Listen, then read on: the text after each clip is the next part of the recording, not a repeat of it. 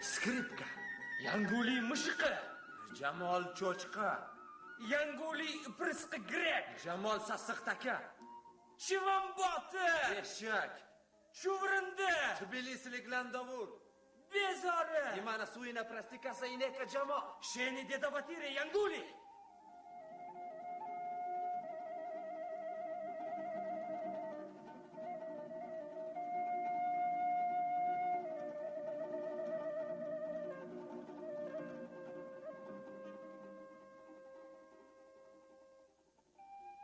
Yanguli Suxumiylik grek Xrista Aleksandridining o'g'li.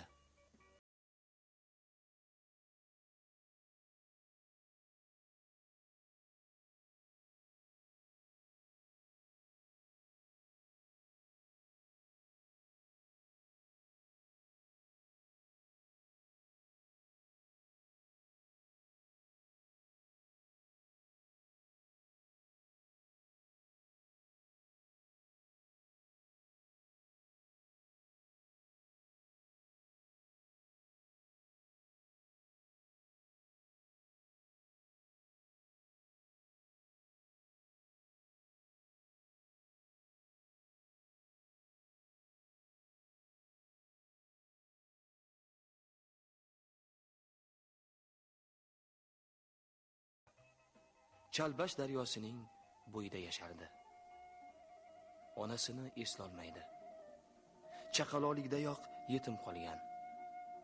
Ota bolaning bor yo'q davlati bir parcha tomorqa, bittagina sigir va eshakdan iborat. Osh ko'k, sut qatiq sotib kun ko'rishardi. Yanguli hech qayerda o'qimasdi. Otasining yumushlariga qarashar, ahyon eshakda qo'shnilarga sut qatiq tarqatar edi. O'ziga o'zi in'om etgan bor vaqtini u ko'chada o'tkazardi. Temir yo'l kesib o'tiladigan joyda maktabdan qaytadigan bolalarni poylab turar. Bittama-bitta ularning cho'ntaklarini timirskilab, tamakimi, sariq chaqami, soat zanjirimi yoxud rangli qalammi, nimaiki bo'lsa, barini ship-shiydon qilib olib qo'yar edi. Ertasiga esa o'sha narsalarni yana o'sha bolalarning o'ziga arzonroqqa pullar, so'ng tushgan aqchaga ular bilan qimor o'ynab, noshud sheriklarining bor budini obdon shilardi-da, cho'ntaklarini qappaytirib uyiga qaytardi. Xudoning bergan kuni ahvol shu edi. 15 yoshli bu zolim Venetsiyan ko'chasida istiqomat qiluvchi barcha ustidan, jumladan xolavachcham ko'ka ustidan ham tanho hukmronlik qilardi. Xullas kalom, Yanguli dahaning tan olingan sardori edi.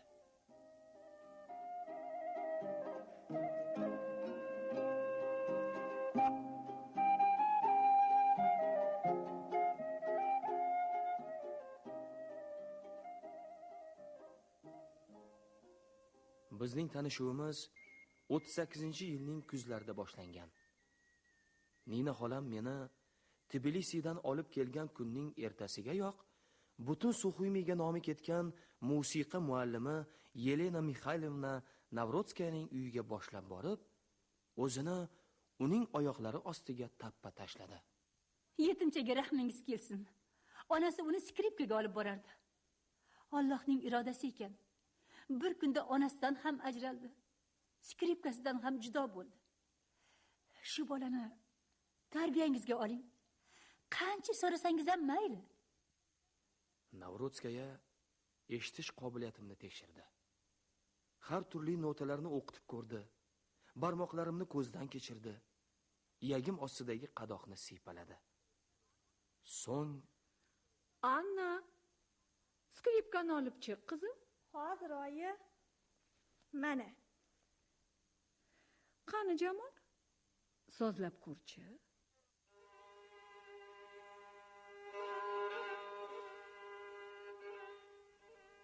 Yuragim ichimga tushib ketdi. Lekin o'zimni qo'lga oldim va topshiriqni binoyiday uddaladim.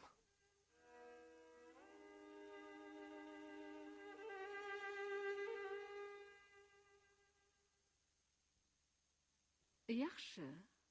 Qani endi Bethovenning sonatasini chalib berchi. Oyijon, Ha, qizim? balki yengilroq kuy chalsa bo'larmikin, a? I? Bilmaysanmi? Qo'lidan kelmaydi. Uyalma. Men fortepianoda jo'r bo'laman. Qani? Boshladik.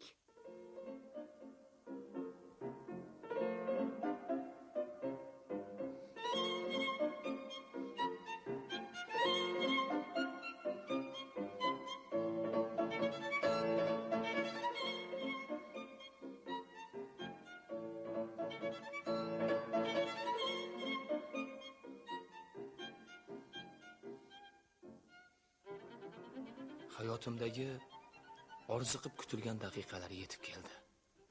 6 yoshimdan buyon meni ezib yanchib kelayotgan shafqatsiz musiqa jabr zulmidan birato'la va bir umrga xalos bo'lish imkoniyati tug'ilgan edi. Shu topda birgina yo'q degan afsungar so'z og'zimdan chiqsa, butun azoblarim barham topgan bo'lardi.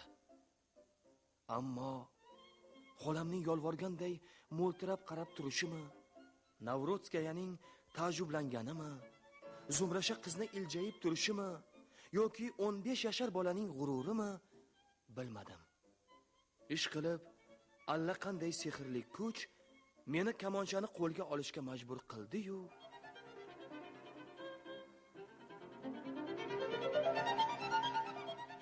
xona ichi sonataning sodda va bemisl ohanglariga to'lib ketdi.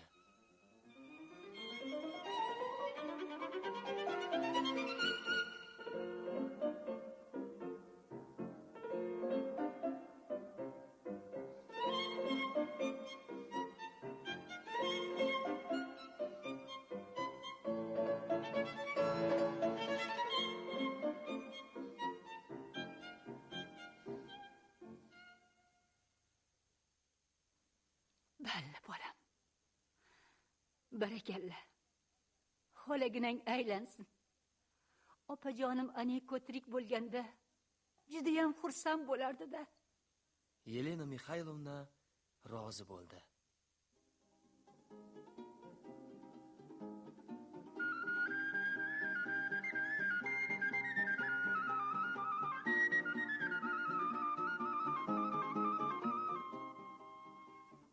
Uyga qayta turib, temir yo'l kesib o'tiladigan joyda ko'prik ustida o'tirgan bolaga ko'zimiz tushdi. U bir parcha g'ish bilan zo'r berib yong'oq po'stini ish qilardi. Salom, Nina Ivanovna. Salom. Ko'ka qayerda? Maktabda-da. Qayerda bo'lardi? Hamma senga o'xshagan bekorchimi? Kim bu bola? Ishing bo'lmasin. Yanguli cho'zib qushdak chalib qo'ydi. Biz yo'lga ravona bo'ldik. Ey, skripka! Men unga o'girilib qaradim. Yanguli tilini chiqazgancha bir ko'zini qisib, xuddi skripka chalayotganday o'ng qo'lini chap bilagiga ishqadi. Jonponim chiqib ketdi. He maymun! deb qichqirdim uzoqdan musht o'qtalib. Ertaga biznikiga kir. Musht ko'rsatishni o'rgatib qo'yaman senga. Ey, qachon bezorliging qoladi, a? Kim bu? Grek bola. Yanguli. Otasi uyimizga sut olib kelib turardi. Menga qara. Unga yaqinlashib ko'rma. Bezori u. Kuni-tun ko'chaga tanda qo'ygani qo'ygan. Men yana bir bor o'girilib qaradim. Yanguli yong'oq ishqalagancha masxaramuz tirjayib turardi.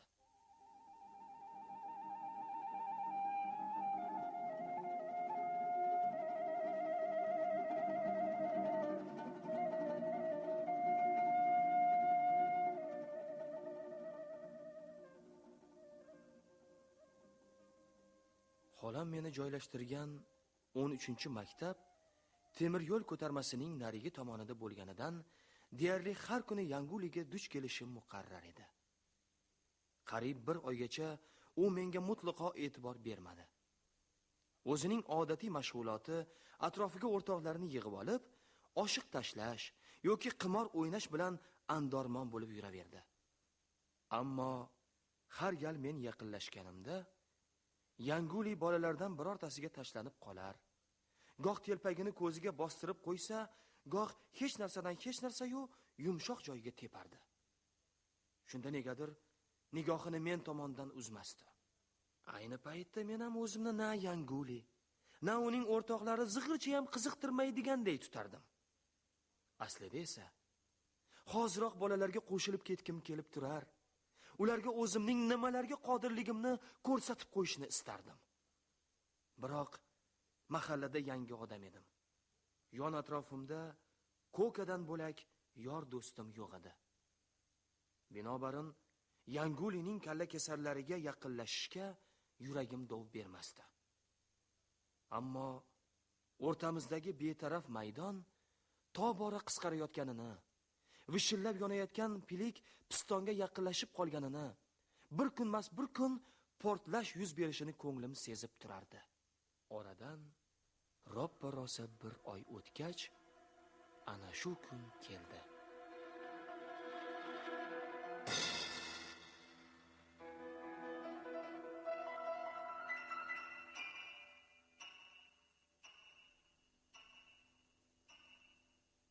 Yelena Mixaylovna ichkarida boshqa bir shogirdi bilan mashg'ulot o'tkazar. Men dahlizda navbat kutardim. Doira stol ustida akvarium turar. Uning ichida suv o'tlari, bir-biridan chiroyli chig'anoq va toshlar oralab tilla baliqchalar suzib yurar edi. Baliqlar og'zini kap-kap ochib, pufakchalar chiqaraverganidan negadir ularning qorni och degan xulosaga keldim. Darrov cho'ntagimdan qog'ozga o'rog'liq bir bo'lak qora non bilan pishloqni chiqardim-da, apil-tapil ushoqlab akvariumga sepdim. Baliqchalar avvaliga hurkib ketib, toshlar ortiga berkinishdi. Keyin go'yo niyatim yomonmasligini sezganday, birin-ketin pana joylardan chiqib, yemishga tashlanishdi. Men suv ichida ko'tarilgan oltin quyuni zavq bilan tomosha qila boshladim. Akvarium bamisoli jajji okeanday jo'sh urib burqiradi. Asta-sekin to'lqin bosildi. Nafsi orom olgan baliqchalar suv ichida yana u yoqdan bu yoqqa xotirjam suza boshlashdi. Ayrimlari akvariumning ish devoriga yaqin kelishardi-da, xuddi menga minnatdorchilik bildirganday dumlarini xiyol qimirlatib, jilpanglab qo'yishardi. To'satdan baliqchalardan biri eng kattasi to'nkarilib qoldi. Keyin yana bittasi shunday bo'ldi. Xiyol o'tmay, akvariumdagi jamiki baliqchalar qornini osmonga qilib, orqasi bilan suza boshladi. Qo'limni suvga tiqib, jonivorlarni o'nglab qo'yishga harchand urinmayin, ular yana lip etib to'nkarilib qolishardi. Shundagina nojo'ya ish qilib qo'yganimni anglab yetdim. Hashpash deguncha akvarium ichidagi hayot so'ndi. Zaharlangan baliqchalar suv yuzasiga qalqib chiqdi. Dahshatdan yuragim orqaga tortib ketdi. Skripka solingan g'ilofimni ko'tarib, sekin juftlikni rostlamoqchi bo'lib turuvdim. Voh, ichkaridan Anna chiqib qoldi. Nima qilyapsan, a? Qoqqan qoziqday g'o'dayib turibsan, a? Voy! Oyi, qarang! Ha, nima bo'ldi? Qarang! Yelena Mixaylovna akvarium tomon qaradi. Faqat baliqshunoslargina tasavvur qila oladigan hodisa yuz bergandi. Sen nima qilib qo'yding? Yaramas. Bilmabman. Yelena Mixaylovna, xayolimda qora non bilan pishloq sepdim xolos. Zaharlabsan. Bir nimalar deb g'udranganim, o'zimni oqlaganim, alamzada ayolni yupatishga uringanim esimda. Qani endi navi tegsa. Ayol o'rnidan turib akvarium yoniga bordi. Suvdan jonsiz baliqchalarni bittama-bitta olib, har birini alohida o'pib, yana akvariumga tashlardi. Oyijon, bo'ldi, yig'lama. Xafa bo'lma. Nuriddinlarim, sizlarni zaharladilar. O'ldirdilar. Keyin u menga yuzlandi. Quti o'chgan, iyagi titrar, ko'zlaridan duv-duv yosh quyular edi. Qo'qqisdan Yelena Mixaylovna yuzimga tarsaki to'qib yuborgan edi, ag'darilib tushishimga sal qoldi. Jo'na bu yerdan. Vahshiy. Ikkinchi qadamingni bosma. Yo'qol! Yo'qol!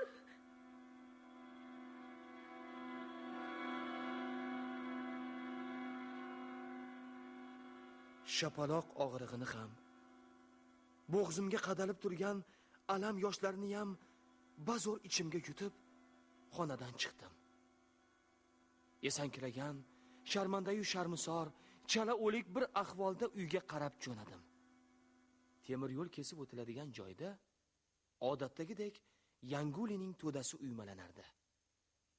Beixtiyor boshim o'sha tomon og'di. Hozir uyga borishdan nima foyda? Bolalarga yaqin qolganda qadamimni sekinlatdim-da, atayin engashib, botinkamning iplarini titkilay boshladim. Ey, skripka. Nima deysan? Buyoqgacha.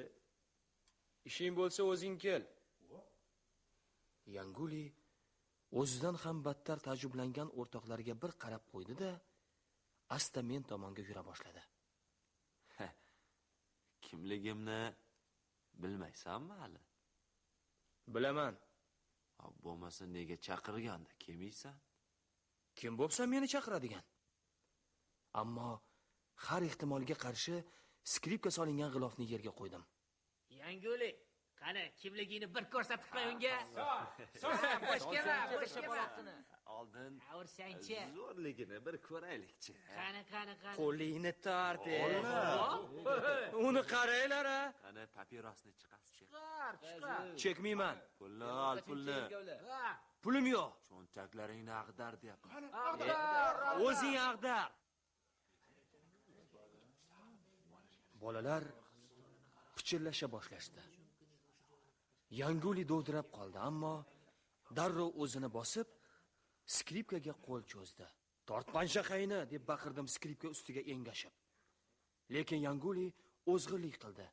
G'ilofni ochib, asbobni menga uzatdi. Qani, birorta kuy chalib bolalarni xursand qilginchi. Chala qol, chal Paganini. Chalmayman. Nega bo'lmasam bu dahmazani ko'tarib yuribsan? Nima? Esi yo'q eshakmisan? Ber skripkani. Petya, Labay. Fyoma, Kurlik, Pancho, Goga. Umrlaringizda skripka ovozini eshitganmisizlar? Bir vaqtlar radioda eshitganmiz. Mana unday bu yerda, mana shunaqangi joyda eshitmaganmiz. Bir chalib bersin. Qani. Skripkamning ovozini hammadan oldin o'zim eshitdim. Yanguli qulochkashlab turib skripka bilan boshimga tushirdi.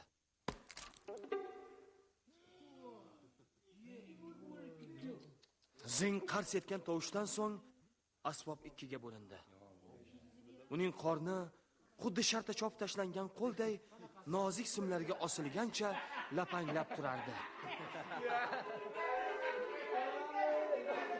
Bolalar taxolab yerga dumalashdi. Yuragim go'yo to'xtab qolganday bo'ldi. Miyamga qon urildi. Quloqlarim battar bitib qoldi.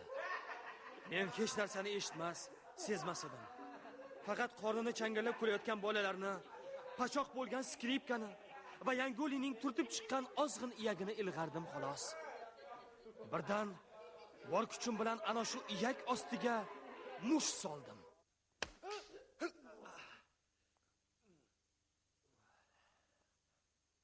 Es hushimni yig'ib olganimda Yanguli ko'prik ustida o'tirar. Menga hayratomuz tikilgancha o'ng qo'li bilan iyagini ishqalar edi. Bolalar churq etishmasdi. Shartta burilib uyga jo'nadim.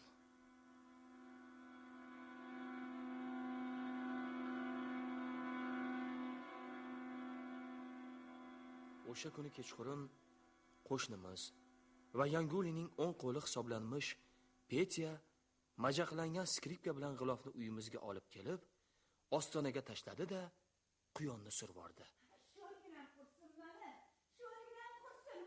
Fig'oni falakka chiqqan xolam avval Petyani, so'ng Yanguli Aleksandridini, oxirida o'zimni bisotida bor yomon so'zlar bilan Yergina yutsin seni. Petya kasofat. Iloyim bo'yigidan go'rda chirsin-a. Sen ham bir ko'kat turish otang ham bir. Senlar skripkani qadriga yetasanlarmi, a? Paganinimi? Stradivarimi? Arrakashmi? Senlarga bari bir. Yo'q. Eng avval seni go'shtingni qiymalash kerak. Ha, Yanguli Aleksandridi. Hay senga musiqa. Eshakni hangrashini eshitib katta bo'lgan bola musiqani tushunarmidi? Yo'q, hammasiga uyimdagi yangi bezori aybdor. O'sha aybdor. Mana shuni oyog'idan osish kerak. O, opajonim Aniko. O'zimni tashib yetmayotgandiki, yana mana u g'urbatni boshimga balo qilib tashlab ketding-a. Nima gunoh qiluvdim, Parvardigor? Yana boshimga qandoq. O'sha kuni musiqa olamidagi sarguzashtlarimga nuqta qo'yildi. Hayotimda yangi davr, yashash uchun kurash davri boshlandi. Ertasi kuni Yanguli bilan Petya bizni maktab darvozasi oldida qarshi olishdi. Yuragim shuv etib ketdi. Ammo go'yo kecha hech narsa bo'lmaganday yonidan beparvo o'tib ketdim. Skripka. To'xtadim. Gaplashib olishimiz kerak. Nimani gaplashamiz? Bu yer noqulay. Qayerda bo'lmasa? Temir yo'lning naryoqda, ko'prik ostida. Ixtiyoring. Yanguli yo'l boshladi.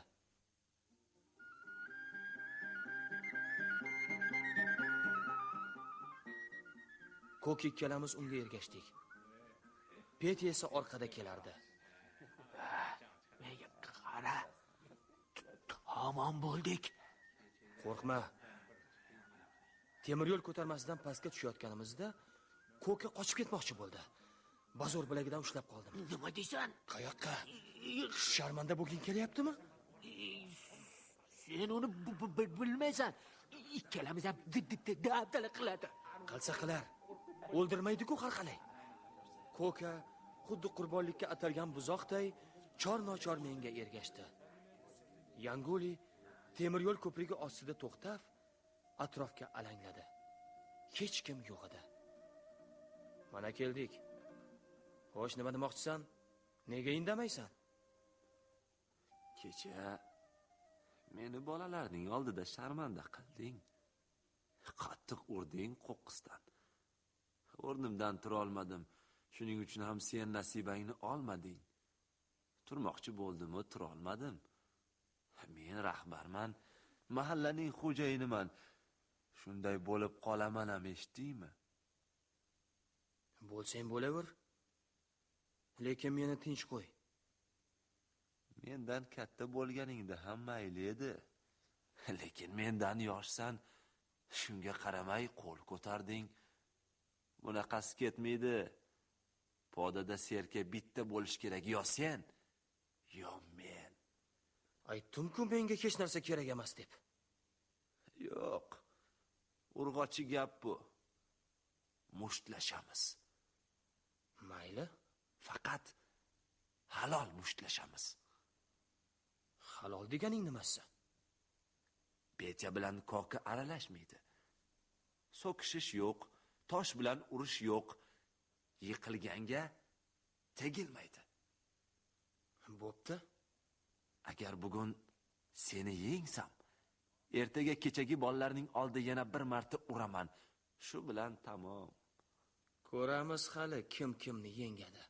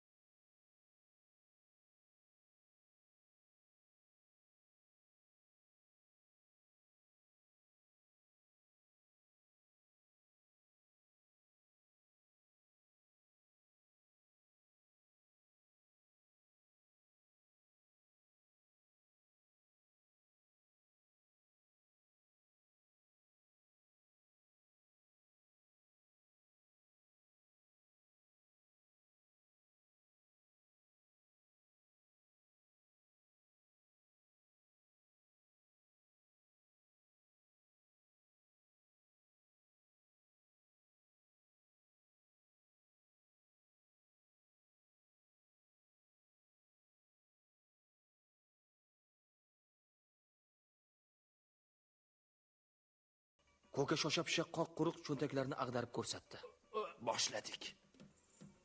Boshladik. Olishuv 2-3 minutgina davom etdi.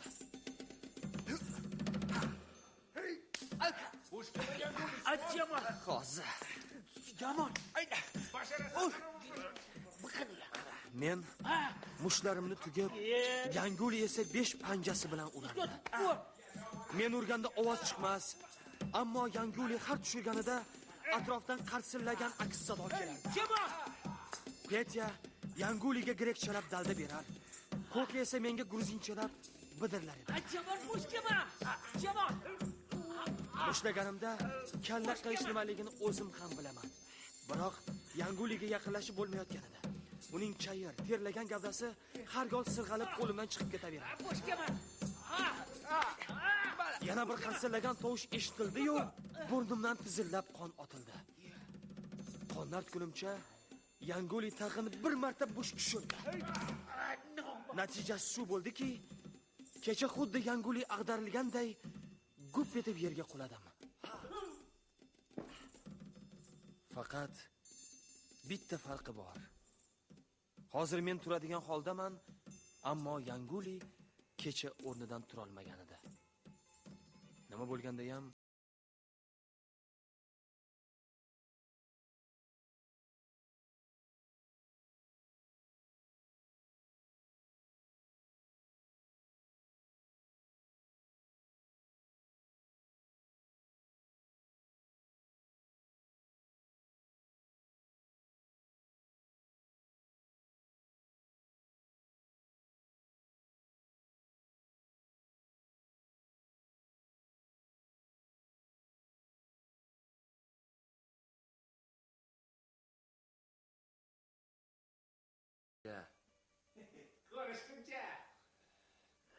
Hech qisi yo'q.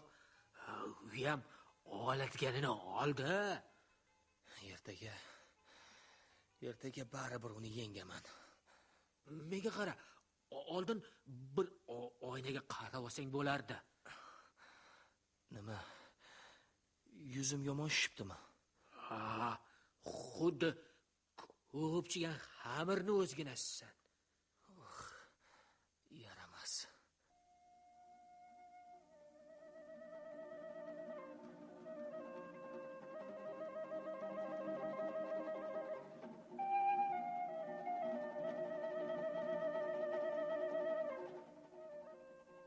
Bu gal xolam indamadi.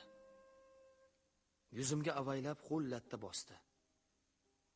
Ertasiga ertalab xuddi o'shanday xotirjamlik bilan qatiq to'la xurmachani Xristo Aleksandridining boshiga urib sindirdi. Bayni Yanguli skripkani mening boshimga urib sindirganday. Keyin bezori o'g'lingni qamoqqa chirtaman deya unga obdon po'pisa qildi.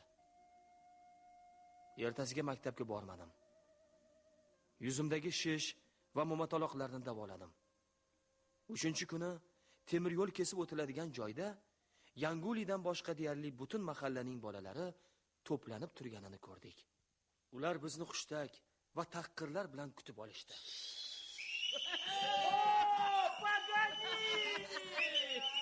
Qalaysan skripka? Tavbangga tayandingmi? Qalaysan, Paganini?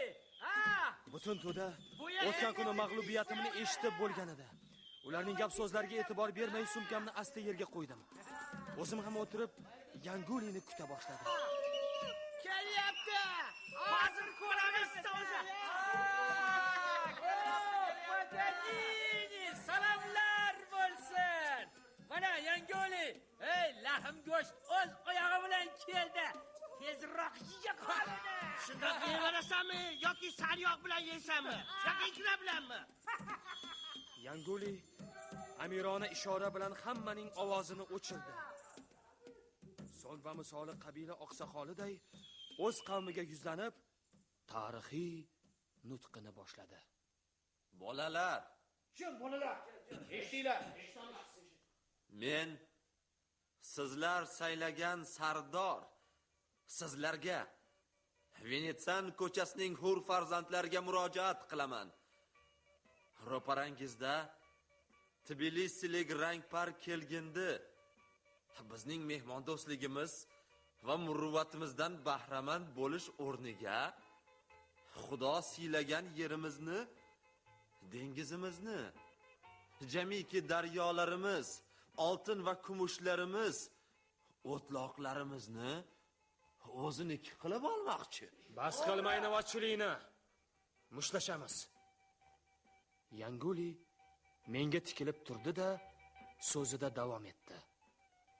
Hozir sizlarga rangpar go'shtdan qanday qilib qovurdoq tayyorlashni ko'rsatib qo'yaman. Oliftagarchilik qilma. Qani boshlaymizmi? Ey mishiqa, yugur. Tez yordamga qo'ng'iroq qil. 5 minutdan keyin kelib xolavachchangni olib ketsin. Ungacha behush bo'lib yotadi. Ko'ramiz. Tez yordam bugun seni olib ketadi. Yanguli Petkaga 2 og'izgina pichirladi. U kamarni yecha boshladi. Nahotki kamar bilan ursa degan o'y o'tdi ko'nglimdan. Petya kamarni Yanguliga uzatib, davraga qaytdi. Yanguli to'planganlarga viqor bilan bir nazar tashlab chiqqach, dedi: Men bu rangpar bilan 2 qo'llab mushlashmayman. Bunga bitta qo'l ham kifoya. Petya, chiq bu yoqqa, qo'limni bog'la. Xo'p bo'ladi, hozir bog'layman. Qo'yil.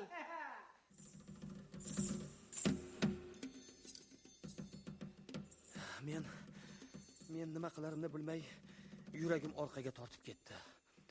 Bu yana qanaqa nayrang? Petya o'rtaga chiqib, Yangulining chap qo'lini gavdasiga qo'shib bog'lab qo'ydi. Masxaravozligini bas qil. Chiqas qo'lingni. Yo'q. Sen bilan 2 qo'llab mushlashish menga uyat axir.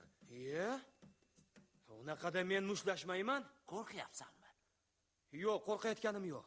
Xohlamayman. Chiqas qo'lingni. Baribir kaltak yeysan bugun. Boshla. Keyin afsuslanasan.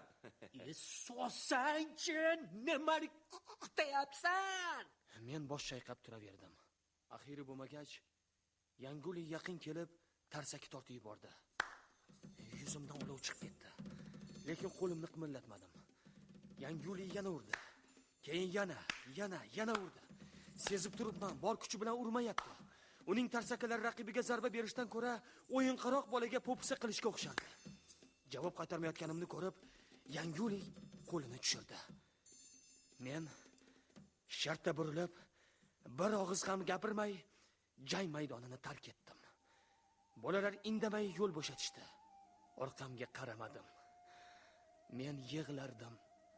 Bolalar ko'z yoshlarimni ko'rishlarini istamasdim. Yig'lardim-u, lekin bugungi olishuvda g'olib chiqqanimni ich-ichimdan his etardim.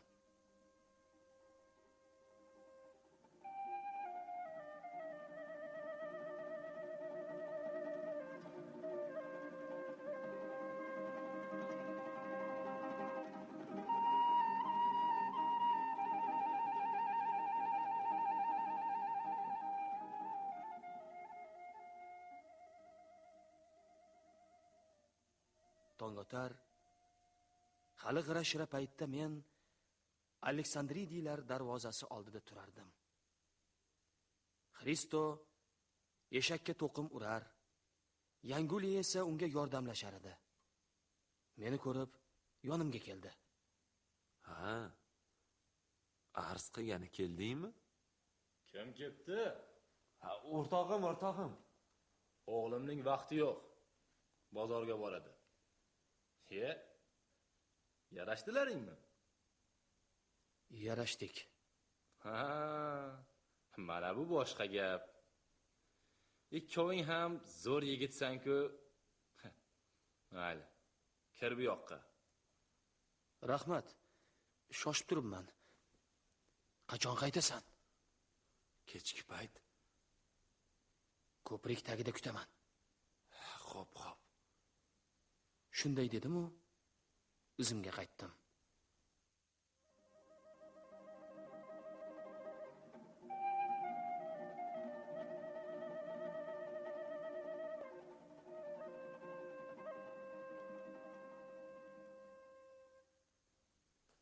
U keldi. Indamay eshagini bir chetga bog'ladi-da, ko'ylagini yechib to'qim ustiga tashladi. Shunda yana ko'ksidagi afsungar so'zga ko'zim tushdi. Hellados. Har qancha urinmayin, Yanguli o'zg'irlik qildi. Birinchi zarbani u berdi. Men yiqilmadim. Faqat chayqaldim xolos. Ikkinchi marta hamla qilganida chaqqonlik bilan gavdamni orqaga tashladim. Qo'li burnim yonidan shuvullab o'tib ketdi. Ammo u shu qadar shiddat bilan quloch otgan ediki, muvozanatini yo'qotib, munkaygancha bir qadam oldinga tashladi. Shunda o'sha birinchi bor mushlashganimizda bo'lganiday ozg'in iyagi o'ngimga kelib qoldi. Men ham o'sha iyak ostiga qattiq mush soldim. Yanguli yiqildi. Bir muddat qimir etmadi. Endi o'rnidan tura olmaydi deb o'ylagan edim, ammo u birdan savchib turdi-yu, yana menga tashlandi. Uning ochiq panjasi bilan mening mushtim nishonga bir vaqtda tegdi. Ko'zim tinib, cho'kkalab qoldim. Beixtiyor kaftlarimni yuzimga bosgan edim, burnimdan tirqirab qon oqayotganini sezdim.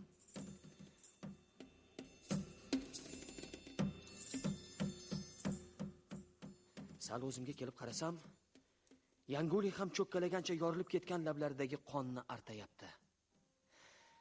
Baramallab qaddimni rostladim. Yanguli ham o'rnidan turdi. Biz bir-birimizga uzoq tikilib qoldik. Pishillab nafas olayotganimizni har ikkalamiz ham eshitib turardik. Men Yangulining yana hamla qilishini kutardim.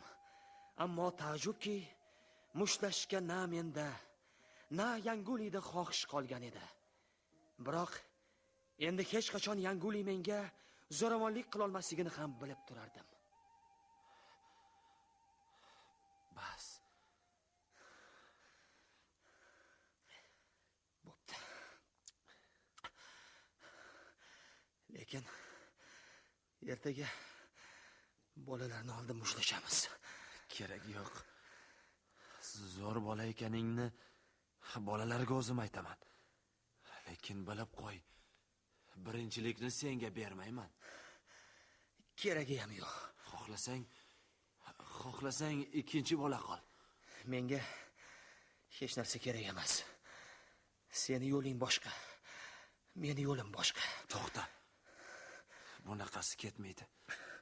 Har kuni muslashavermaymiz-ku axir. Kelishib olaylik. Ertadan boshlab faqat so'kishamiz. Kim qoyillatsa, o'sha g'olib. Mayli. Roziman.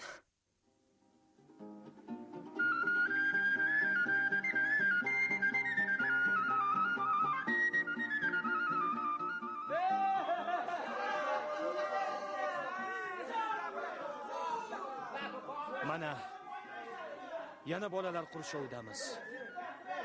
Bu gal o'rtamizda dahanaki jang avjga chiqdi. Jamol eshak miya. Yanguli ko'kat furush grek. Tbilislik mishiqi. Eshak boqa. To'g'as.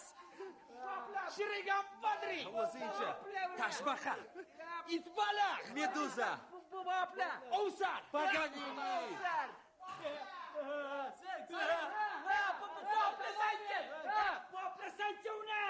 Bisotimdagi haqoratbob so'zlar tugadi. Yanguli kutib turardi. Navbat meniki edi. Bo'la qol. Yutqazib qo'ysam bunaqada. Menda boshqa yo'q. Onasiga o't, onasiga. Yo'q. Onasini aralashtirib bo'lmaydi. Seni deda vatire degan. Uya joyi yo'q buni bo'la qol. O'shasiga nima degani axir? Qattan bilaman, men faqat uni gruzinchasiga aytib bersangchi, u baribir tushunmaydi. Yanguli, Sheni deda vatire. Jamol. Imana suine prastika seineka Jamol.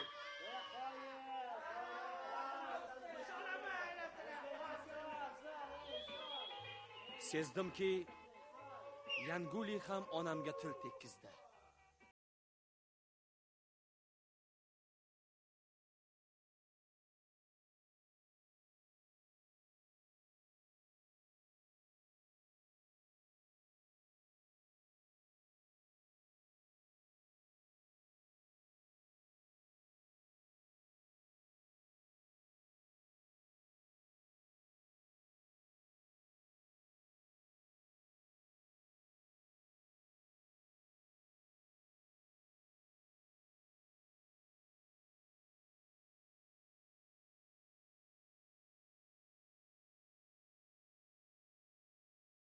Ikkalamizning ham haqorat repertuarimizda bitta jumla qoldi. Har uchrashganimizda men Sheni deda vatire Yanguli derdim. U bo'lsa Imana su ine prestikasa ineka Jamol derdi.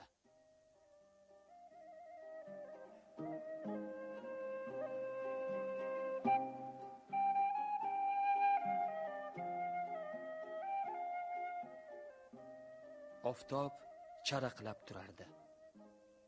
Ko'ka ikkalamiz maktabdan qaytardik. Temir yo'l kesib o'tiladigan joyda odatdagidek Yanguli o'rtoqlari bilan ivirsib o'tirardi. Meni ko'rdi-yu, shartta o'rnidan turib, istiqbolimga yura boshladi. Yanguli Sheni deda vatire deya o'zg'irlik qildim men. U to'xtab, mayus nigoh bilan uzoq tikilib turdi.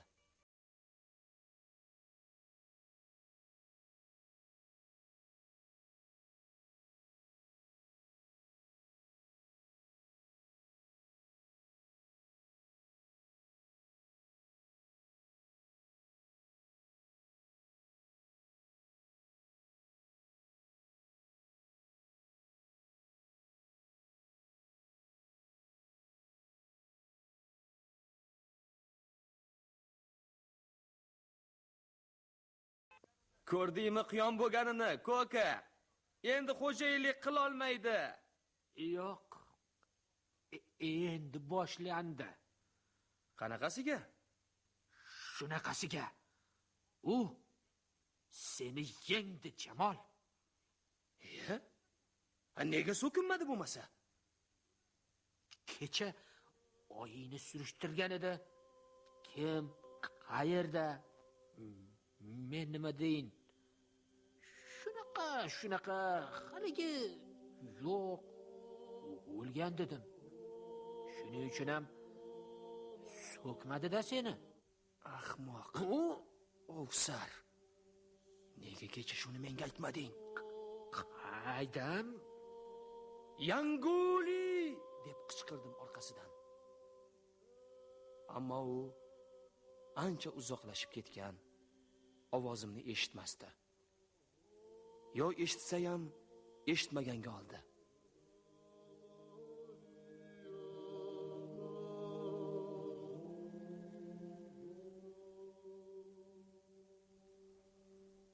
Shu ondan boshlab Yanguli 10 baravar ulg'ayganday bo'ldi mening nazarimda.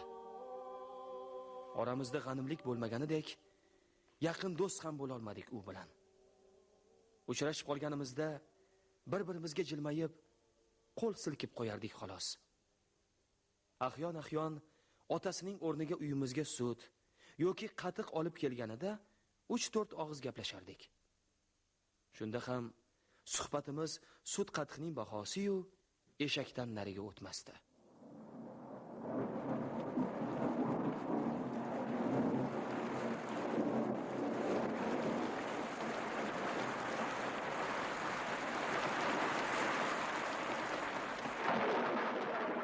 O'sha kuni Yanguli sut olib keldi.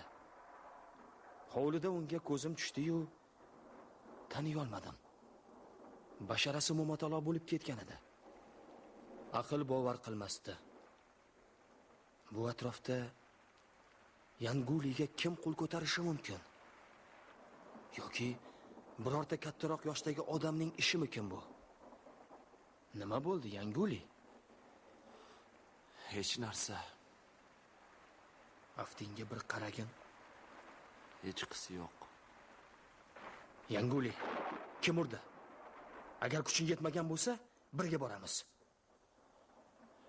Yanguli bosh chayqadi. Eshagingni bog'la, hozirroq boramiz. Keragi yo'q. Unga baribir kuchimiz yetmaydi.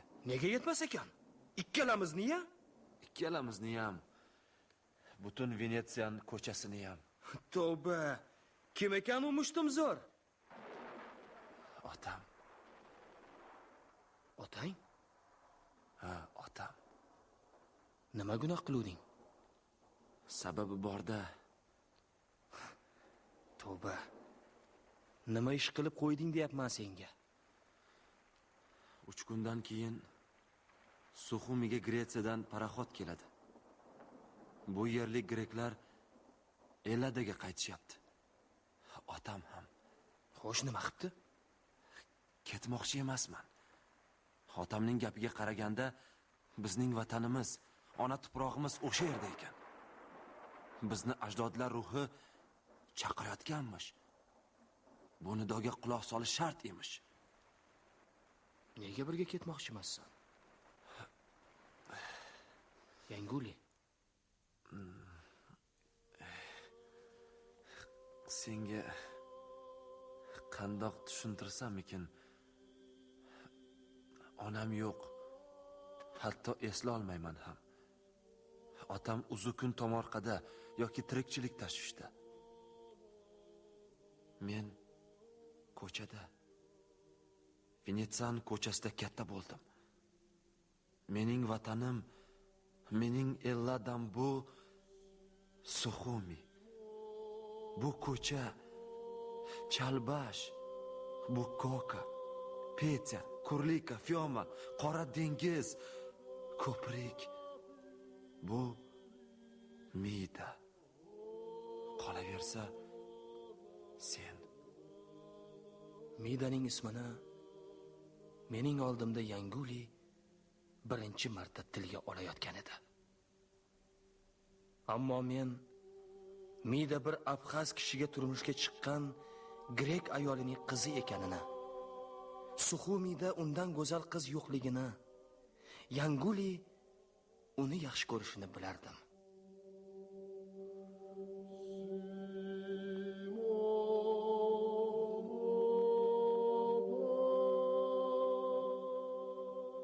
Tushundingmi endi?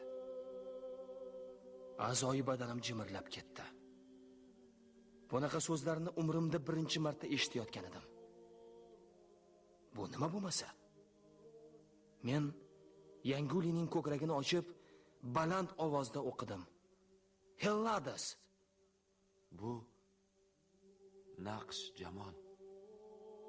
Vatan ichkariroqda, naqd yurakning o'zida. O'pkam to'lib, tomog'imga achchiq bir narsa qadaldi.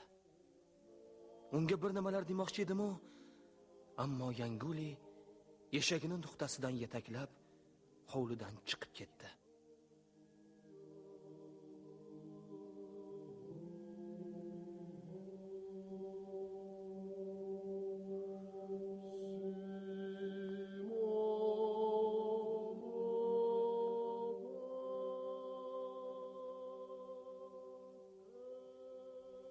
Oradan 3 kun o'tgach, erta tongda hovlimizga eshagini yetaklab Yanguli yana kirib keldi. Bilasanmi Jamol? Otam hamma narsani sotdi. Sigirni ham, uyni ham, boshqa lashlushlarni ham. Eshakni hech kim olmayapti. Bilaman, sizlar uyda eshak saqlamaysizlar. Urf odatlaringga to'g'ri kelmaydi. Lekin chakki qilasizlar. Bundan beozor jonivor yo'q dunyoda. Mehnatkash, beminnat dastyor. Nima qilaman buni endi? Greklarning hammasi ketyapti. Ko'chaga haydab bora olmaysan-ku axir. Qo'rqma. Bunga parvarishning keragi yo'q. Bir tutam xashak bo'lsa kifoya. Senchi? Sen ham ketyapsanmi? Ketyapman. Eshakni olib qolasanmi? Bo'pti. Lekin haydavormi? Yo'q. Nina Ivanimda gapni aytib qo'y. Haydamasin. Albatta aytaman. Ko'ka yordamlashadi. Eshakka ko'p narsa kerak emas. Bir tutam xashak. Tashlanma, Yanguli. Ismi Apollon. Bilaman. Avaylisanmi?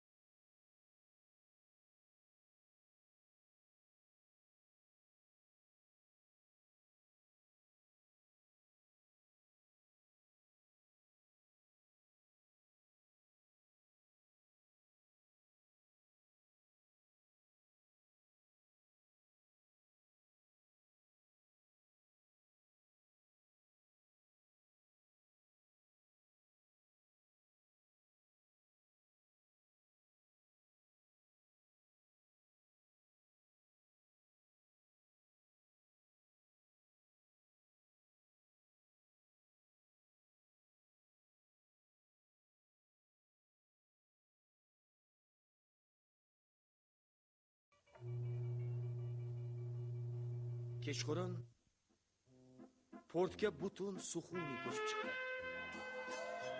Hayır, bomba qolinglar! Hamma yoq gulga ko'milgan. Orkestr jaranglar, odamlar qo'shiq aytib, raqsga tushishar edi.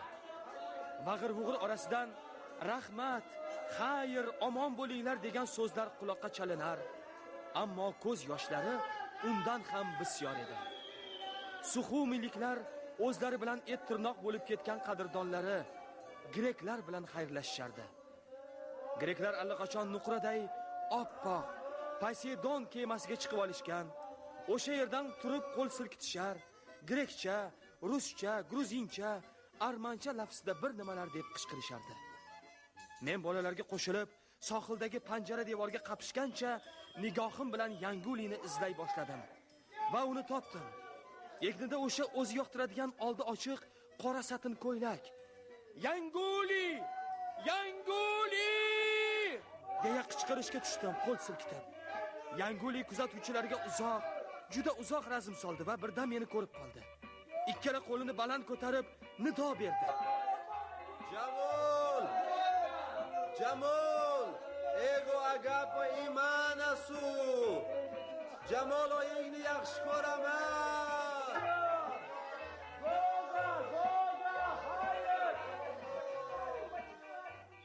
U grekcha nimadir deb baqirdi-yu,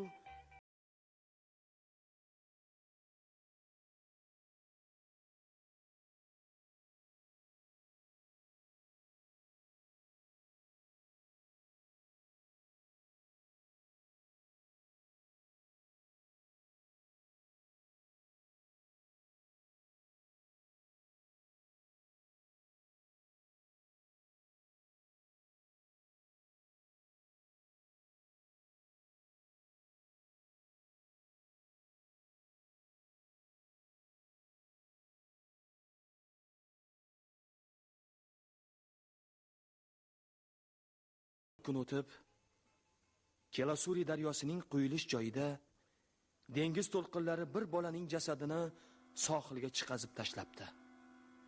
To'g'rirog'i, uni keksa baliqchilar suvdan tortib olib, qumga yotqizishibdi. So'ng murdaning kimligini aniqlash uchun shu atrofda o'ynab yurgan bolalarni chaqirishibdi. Marhumning basharasi shu qadar dabdala bo'lib ketgan ekanki, uni hech kim tanimabdi.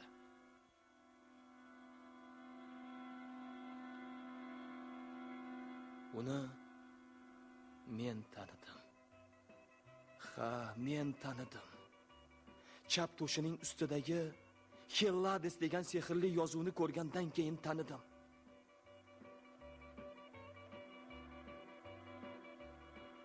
Nafasimni ichimga yutgancha sohildan, so'ng temir yo'l bo'ylab, keyin Venetsiyan ko'chasidan to'xtovsiz yugurib, telbalarcha uyga otilib kirdim. Nina xola! Ha? Xola, Ha, nima bo'ldi? Kristina xola. Gapir. Yangoli qaytib keldi.